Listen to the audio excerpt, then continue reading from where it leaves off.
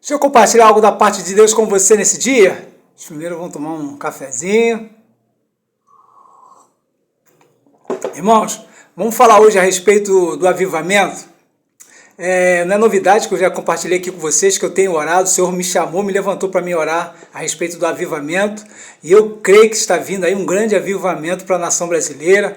Nós seremos avivados, nós seremos cheios do poder do Espírito Santo, mas eu tenho visto alguns pastores indo em alguns podcasts e eles não acreditam que vai acontecer um avivamento na nação brasileira. E eu vi 3 pastores, eu já vi algumas pregações dele no YouTube, prega muito pastor, é uma benção, muito usado por Deus, mas o motivo que eles usam é sempre o mesmo, é o que está acontecendo na igreja nesse momento, pastores pecando, caindo, pessoas se desviando, o esfriamento da igreja, o que está acontecendo na nossa nação, e é sempre isso que eles usam, que não vai acontecer o avivamento por causa disso, porque apostasia, as pessoas estão desleixadas, as pessoas estão servindo a Deus de qualquer jeito, de qualquer maneira, mas é justamente isso, por causa disso que se acontece um avivamento. Um avivamento não acontece pela vontade do homem, o avivamento acontece pela vontade de Deus. Não é o homem que fala, vamos gerar um avivamento aqui, não. É Deus que levanta algumas pessoas para orar pelo avivamento. Você vê na Bíblia, todos os avivamentos foi Deus que levantou as pessoas.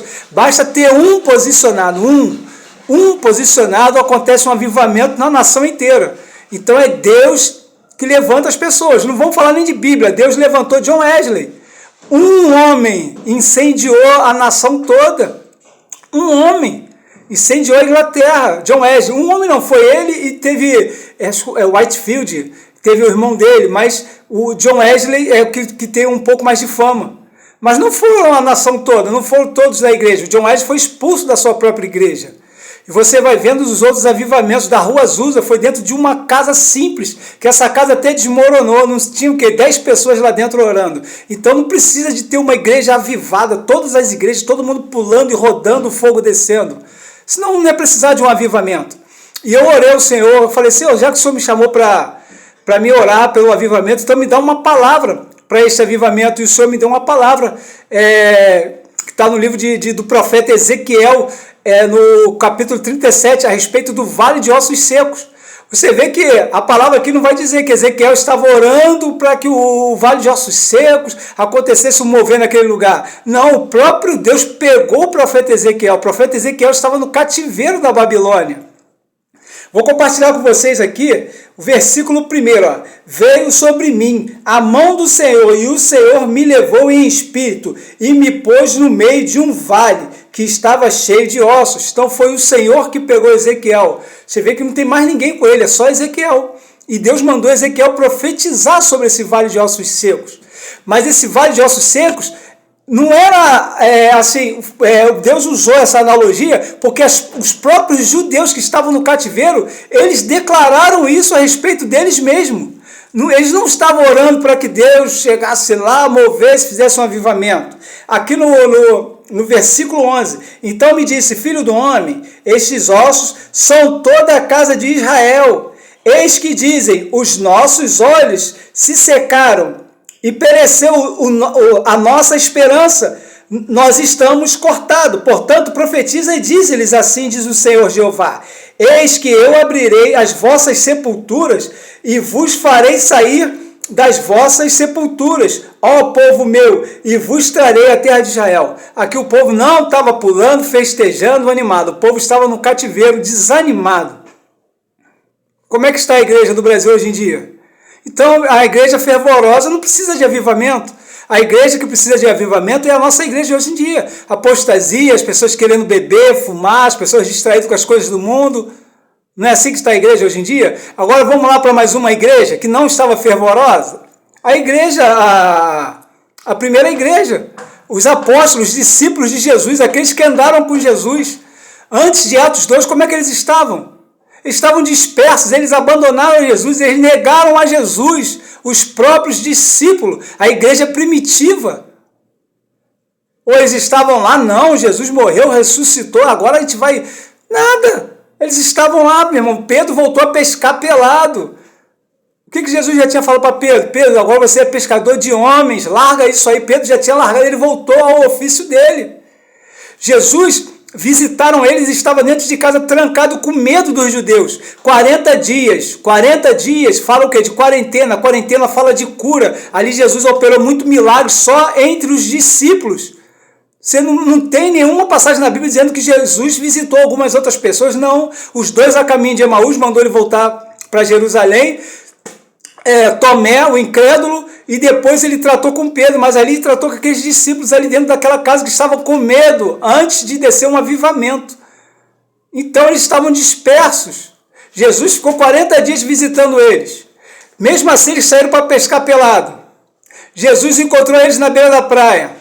Mesmo assim, eles continuaram distraídos. Quando Jesus subiu falando com eles, permaneça em Jerusalém para que venha o Consolador. Eles ficaram olhando para o alto. 2 anjos tiveram que repreender eles e falar, vamos embora mesmo. Só aí que eles começaram a orar, perseverar para que descesse o Espírito Santo. Então eles estavam dispersos, igual a igreja de hoje em dia. Então não tem motivo para que não haja um avivamento. As pessoas olham, a igreja está mal, tu acha que vai acontecer avivamento? Um deles fala assim mesmo, ele é muito engraçado. Tu acha que vai acontecer avivamento? Olha a igreja, olha como é que estão os pastores, olha como é que... É por isso mesmo que vai acontecer o avivamento. E o avivamento não acontece por causa do homem, não é o homem que faz o avivamento. É Deus que desperta alguns homens para que comecem a orar pelo avivamento.